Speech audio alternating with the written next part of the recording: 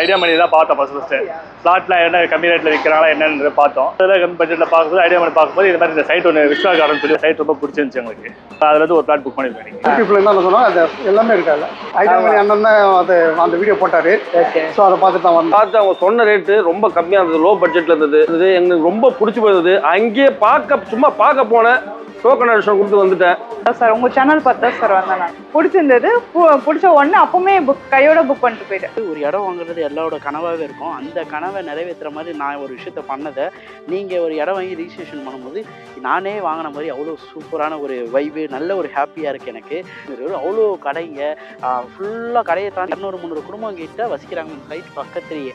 So எல்லாமே இந்த road தான் மெயின் ஆக்சஸ். இதெல்லாம் இருந்தாங்க மேல்மருவத்தூரில் வாங்க வேண்டிய விலையை நம்ம செங்கல்பட்டுலேயே வெறும் 600 ரூபா per ஸ்கொயர் ஃபீட்டே கொடுத்துட்டு இருக்காங்க. ரிஜிஸ்ட்ரேஷன் ஃப்ரீ, பட்டா ஃப்ரீ, ஈசி ஃப்ரீ, இது 3 ஃப்ரீ பண்ணி கொடுத்துருக்காங்க. 2 லேண்ட் வாங்குற பட்சத்தில் ஒரு லேண்டு உங்களுக்கு ஃப்ரீங்க.